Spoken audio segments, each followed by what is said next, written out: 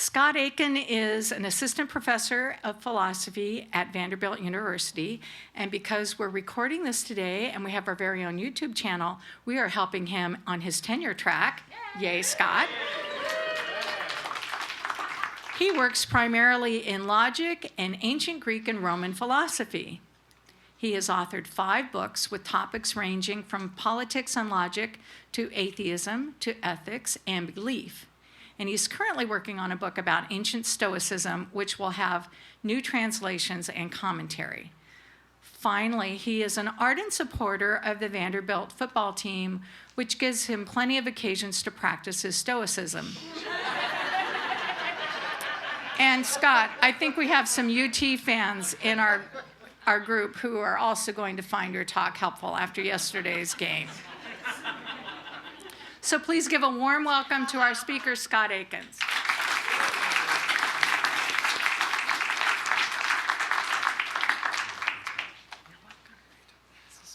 This is perfect. Okay.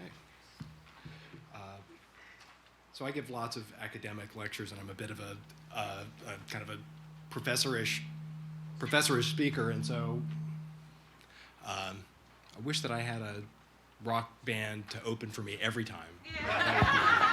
That would be great. Thanks, Pat. We can hook you up. All right, that would be great. That would be great. So I'm giving a lecture on meta logic on Friday. All right. Thanks. Many hands. Indeed. Okay. Testing. Okay. So maybe a little bit of context for Stoicism. So the ancient phase in philosophy is generally put into sort of two big phases. One is the classical period with the big three: Socrates, Plato, and Aristotle. So everyone knows those three.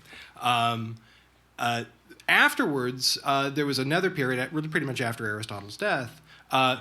We don't know all the names. We just know the names of the schools, and those names of the schools all seem to kind of carry some features, and even in contemporary parlance, right? We sort of already kind of know what a skeptic is, right? We all kind of know what an Epicurean is, despite the fact that the Epicureans were actually a simple life philosophy, but we think of it as sort of high living and fancy foods and things like that. But the Epicureans actually thought that you should be able to get by on water and barley cakes. But that's okay. And on top of that, we kind of know what the Cynics were, despite actually the fact that the Cynics, we think of cynicism now as actually being someone who's unprincipled and does something always just out for themselves. The Cynics were actually criticizing that behavior. They were actually idealists. But we sort of have a rough idea as to what the Cynics were criticizing by calling that cynicism, ironically enough. And then finally we have this term, the Stoics, and that's relatively accurate. But maybe to get the idea of what Stoicism was out, and maybe the basic orientation of the Stoics is really kind of ask a question about sort of two of the great Greek heroes, Achilles and Heracles, and which of the two characters we admire the most. Now, on the one hand, Achilles was the greatest of the warriors. He was great looking, he was fast, and he was sort of always high-spirited. But he had a problem with anger, right? So after winning a battle, he doesn't get the spoils that he wants, in particular a slave girl. And what does he do? Takes his ball and goes home, and then screams and cries. Has anyone read the Iliad? Most of the Iliad is just a story about Achilles just effectively just screaming and crying about the fact that he wanted his bauble. And so here he is, the greatest of the heroes, completely being thrown off by the fact that he just didn't get the one tiny little thing that he wanted. And it completely upsets his life. And he's such an egomaniac, such a preening egomaniac, that despite the fact that he's the greatest of the heroes and the greatest warrior and the one that really in some ways all these Greeks really wanted to try to emulate, he himself was not somebody who was admirable. And so the first Stoic principle was that, look, you can admire the things that people accomplish, but you can distinguish that between the things that they accomplish and the people they are. Achilles was someone who was unhinged. But Heracles, on the other hand, think about all the, we think of the 12 labors, right? Why did he have to do the 12 labors? Because he killed his children. But why did he kill his children? Because Hera made him crazy. Hera, Zeus's wife, was so jealous of him that she drove him insane. He killed his children, thinking that they were people attacking him, and then he had to perform these 12 labors to atone for it. But he didn't blame others. He did the job, and afterwards he decided to devote his life to helping others. He never complained. And so despite the fact that in some ways we wouldn't wish Heracles' life on anybody, but he himself was somebody who was admirable. And so these two great heroes sort of stand as two polar opposites in terms of the kind of people they were. And on the one hand, you can look at Achilles' accomplishments and you can look at Achilles' capacities and admire those, but we don't admire him. We don't admire Heracles and the things that happened to him. We wouldn't want that to happen to us. But we could still admire him, right? Admire the kind of person he was. And so now just think about this now in your own life.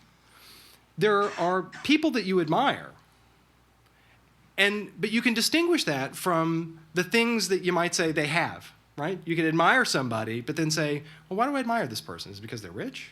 Because they're good looking? But would they be the same person? Would they, if their looks were taken away from them, would they still be somebody that you would admire? Would they behave in the right way? If their riches were taken away? Think about the people that you admire the most. And we don't admire them for the things they have. We admire them for the people they are. And so that, you might say, stability of character. That's something that the Stoics thought that it was really important to work on. The stability of character. So there are a handful of Stoic thoughts at the core of Stoicism. One, and the first one is, you might say the sufficiency thesis. Being a good person is enough to be happy. So we have this long-standing thought, right? And so sometimes this is called the Stoic paradoxes, right? And paradoxa just means something counterintuitive in Greek. But the first Stoic paradox is just that being good is enough for a good life. Now that seems, on the one hand, we think that being good is its own reward. We say that, right? We think that that's the case, right? But now we think about all the other things that we do. All the ways that it seems like we say, well, look, we need to wake up and make money, right? Right? But we think about all those external things that look like they're really, really valuable to us. But what's really important is being a good person. The second part is that, how is it that you are a good person, right? So you'd say, okay, being good is good enough, but what is that? Doing your duty. Seeing who, and so in this regard, being attentive to the community that you're in, the ways in which people rely on you. We need others, but we also need to be needed. The only way that I can be a good father or a good teacher is for some people to need me, right? We need to be needed. And the same thing goes for all of us. There are ways in which others rely on us, and the best way for us to be good is for us to live up to those responsibilities. And so as a consequence, we do need each other, but we need each other to need each other. That's the only way in which we can actually be virtuous, to be reliable, to be truthful. To be a truthful person requires that other people need you to tell the truth. So you can't have the virtue of truthfulness unless others need you and rely on you. We need each other. And those duties in needing to need each other arise and make us good people, or at the very least, provide us the opportunities to be good people. The last part is developing your critical capacities. Because the only ways in which you're going to be able to identify what your responsibilities are, where people rely on you, is for you to be able, and for you to also be able to tell the truth and be reliable, is for you to be able to develop your critical capacities, to be able to think things through, to be able to reason, and to be able to make your reasons explicit to others. So as a consequence, developing critical thinking. And so the Stoics were, in fact, the first folks who just said, look, sometimes it's not a matter of what to think, but how to think. That's what we need to work most on. And so as a consequence, the Stoics were not particularly dogmatic philosophers.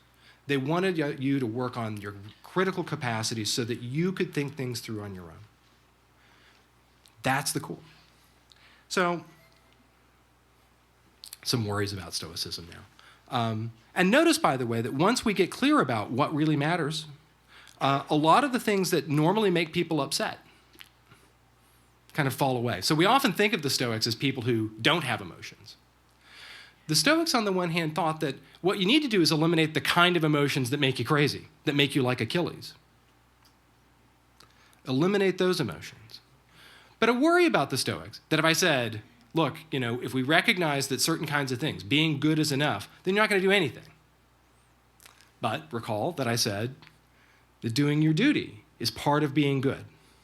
And so as a consequence, you still have to do things, right? You still have to get out and work. You still have to do the things that people who rely on you to do. So the long-standing concern with Stoicism was that it was this was called the Argos Logos, which was the lazy syllogism, that Stoicism just yielded do-nothingism. But we see that there's a way to answer this concern, that the emotional placidity, the emotional calm that's supposed to come with being a Stoic doesn't push you out the door every day. Well, that's not the case. In fact, what drives you out the door every day is your duty. Well, the last one is one that you might say is a kind of cynical attitude towards Stoicism. That the only reason why anyone would ever want to be a Stoic is to manage the bad things in life, not the good things. And it's one that you might say, it seems to destroy the good things, right? You might say, if you say, look, if being good is enough, then you're not going to be able to appreciate the windfall whenever it comes, right? So the last thought is that Stoicism isn't about eliminating your emotions or your capacity to appreciate things. It's appreciating the right kind of things. And so part of the answer to this is, you might say, the despairing, empty life of just duty, is the doctrine of Stoic joy. So I'm going to end with this. And I'm going to end with a reading from the Emperor Marcus Aurelius, from his Meditations, a short reading from that, and then from an American poet, Billy Collins, who I think instantiates the doctrine of Stoic joy there. So, from Marcus.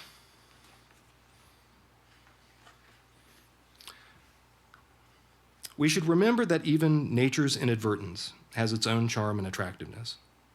The way loaves of bread split open on top in the oven, the ridges are just byproducts of the baking, and yet pleasing somehow they rouse our appetite without our knowing why. How ripe figs begin to burst, and olives on the point of falling, the shadow of decay gives them a particular beauty. Stalks of wheat bending under their own weight, the furrowed brow of the lion, the flecks of foam on a boar's mouth, and other things.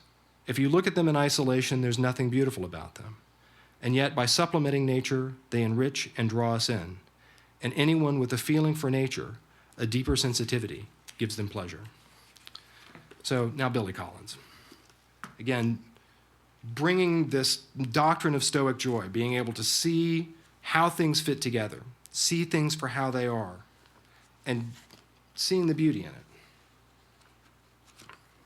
Come on. Aimless love. This morning, as I walked along the lakeshore, I fell in love with the wren. And later in the day, with a mouse the cat had dropped under the dining room table. In the shadows of an autumn evening, I fell for a seamstress still at her machine in the tailor's window, and later for a bowl of broth, steam rising like smoke from a naval battle. This is the best kind of love, I thought, without recompense, without gifts or unkind words, without suspicion or silence on the telephone. The love of the chestnut, the jazz cap, and one hand on the wheel. No lust, no slam of the door, the love of the miniature orange tree. The clean white shirt, the hot evening shower, the highway that cuts across Florida. No waiting, no huffiness, no rancor, just a twinge every now and then. For the wren that had built her nest on the low branch overhanging the water, for the dead mouse still dressed in his light brown suit. But my heart is always propped up on a field on its tripod, ready for the next era. After I carried the mouse by the tail to a pile of leaves in the wood, I found myself standing in the bathroom sink, gazing down affectionately at the soap, so patient, so soluble, so at home in its pale green soap dish, I could feel myself falling again as I felt it turning in my wet hands and caught the scent of lavender and stone. Thanks.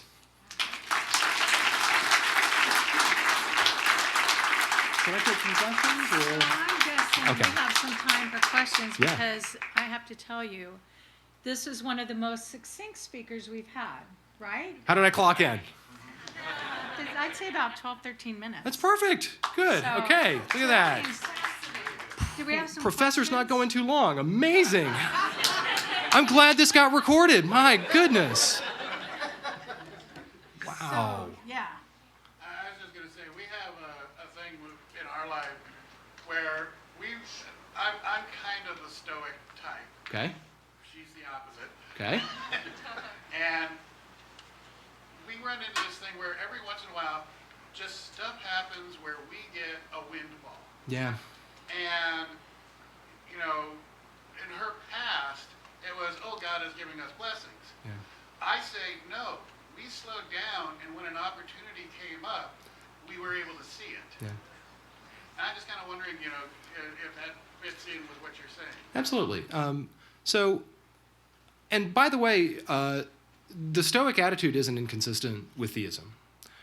In fact, a good deal of the ancient Stoics had even thought that one way to manage both the good things and the bad things is to say that it's the product of providence.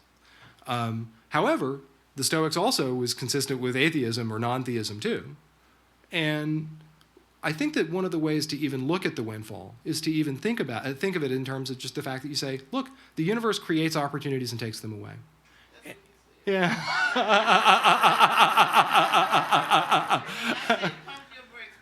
Pump your brakes. I think that's and by the way, being open to both the good things, but also making yourself, you might say, not invulnerable, but at least invincible in the face of bad things. And so I think that the pump your brakes metaphor is appropriate for that. Very good. Yeah.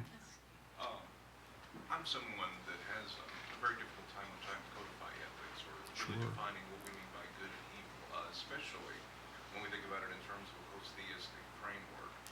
Whenever we have different definitions or criteria of what we define as good or evil, and even from like a Stoic perspective, though, it seems to me that we would have to first really establish in some type of fashion, apart from any appeals to anything theistic for those post-theistic, in order to be able to really extrapolate or to follow a system and model to be able further be able to prescribe duties in behavior in Great. reference to that. So the question is how to be able to come up with relatively well-defined duties without a theistic framework, and it's an excellent question. And so one of the first places to start, at least the Stoics thought, and later a kind of a neo-Stoic by the name of Immanuel Kant in the Enlightenment tried a version of this. It's called deontology, where it's a way of trying to formulate ethics from a kind of formal system, where you think about the way that your duties to others works is in terms of really, you might say, the consistency of you being able to will something. So let me just take give an example and say, look, if effectively the thought is that you try to root the normativity of ethics in the normativity of logic, right? So being able to consistently want something. So lying is an easy example, right? So you might say, look, in order for you to lie, what you have to do is think and endorse the people rely on others to say truths. And you have to endorse that rule, and then you endorse it, break it, right? And so it's a consistency requirement, right? You might say, everybody needs to follow this rule, but for a lie to work, right? Lies don't work unless people think that you're following the rule, right? And so it's a kind of consistency of willing requirement. And so that's, you might say, the modern version of it. But in many regards, this is the same thought that the Stoics had, which is what you're trying to do is consistently think. And so the laws of logic, you might say, at least provide us with something. You still have to have other people relying on you, right? And those rules. But without that, then you don't get ethics, right? You don't get duties unless there are others who rely on you, right? Okay, good. An excellent question. Yeah, in the back. Yes, you mentioned Immanuel Kant as a philosopher. Are there any philosophers since, like you mentioned, the age of reason or so, last few hundred years, that agree strongly with Stoicism, or Well, Stoicism's had plenty of its critics. We'll just start with the observation that you might say controlling your emotions is something that's very difficult, perhaps impossible, right? And so maintaining that, you might say, critical distance from the things that happen around you and things like that is psychologically very difficult. And so plenty of folks have come out as critics of that. Lawrence Becker, in the late 90s, had a great book just titled The New Stoicism, which was supposed to accommodate a number of thoughts about, you might say, look, it doesn't look like there's such a thing as providence, so how does Stoicism deal with that? It looks like Stoicism's psychologically very difficult. How do we deal with that? And so Lawrence Becker's New Stoicism is sort of the model these days for the new program that again came out in the early 90s. One more question? Yeah. You mentioned that there's a convention coming up Yeah. in New York, I guess, for Stoics, and just become familiar with the Neo-Stoicism through the work of Massimo Pigliucci and so forth. I was just curious from what you're seeing as an academic, like what, with this resurgent interest in it, what is it that people are connecting with? In other words, what itch does it seem to be scratching, or what are people relating to that Stoicism is addressing? So the question is, there's a new convention called Stoicon that's going on in. These guys are so creative. I like that. I wonder if they've got a band though. So they could. Yeah, I got an idea for a gig for you guys maybe next year. And there's been a real resurgence of interest in the Stoics and kind of working out a more psychologically plausible version of the view. Massimo Pigliucci is sort of a great, and he's a great public philosopher. He's somebody who's a really good communicator. He's a really clear writer, and has really kind of been the spearhead for this. And so, but to maybe to the more substantive version of your question, which is, what exactly is it with this? Is there a cultural change that made it so that Stoicism started looking better now? Like why has it has its renaissance now? Now, one answer to that might just be the 2008 crash, right? Lots of people faced financial difficulties as a consequence of it, and he said, well, get philosophical about that. But that's, you might say, again, the more cynical attitude about it. I think that one of the nice things is just that I think that academic philosophers and historians of philosophy have just had more opportunities to be able to just get these things out. And I think that the resurgence of interest has really just come because Stoicism's cool or interesting and good for you. And I think that historians of philosophy have just gotten better at just getting the word out about it. I know you only said one more, but can I have one more? Okay. Yeah, one more question. Thank you. Okay. I am wondering if Stoicism makes you a better parent.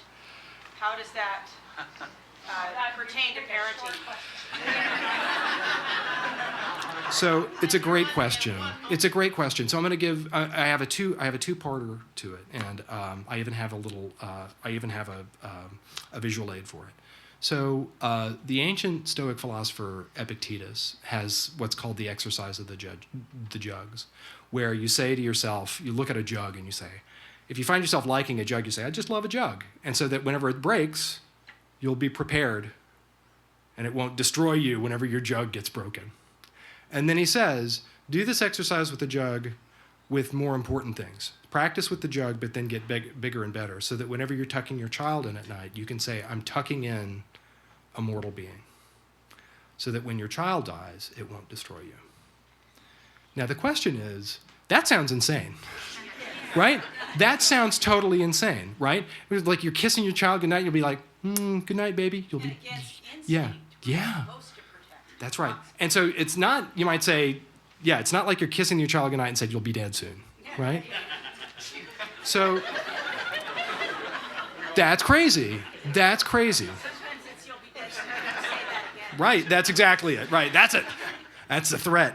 So I want you to take a look at this. So this is a picture that my daughter made for me on Father's Day about 5 or 6 years ago. She's big now. And she gave that to me. And on the back, or on the inside, it's a little quiz about how well you know your father. So it says, what's his favorite color? He likes green, correct. What's his favorite food? Probably his steak. I make excellent steak. I'm a vegetarian now, but my steak is still very good. What's his favorite thing to do? He loves to goof around. If he could go anywhere in the world, where would it be? He would go to Greece. He's right. She's definitely right about that. What's his favorite book? He reads Marcus Aurelius's Meditations. And when I read that, I leaned over and I held her and I kissed her head. And I did the exercise of the jugs. And I want to tell you something. You think that the thought that we're mortal destroys the valuable things around us. But it doesn't. That we're mortal and that this all is temporary and that we'll all be gone doesn't make it mean any less. In fact, it makes it mean more. Okay.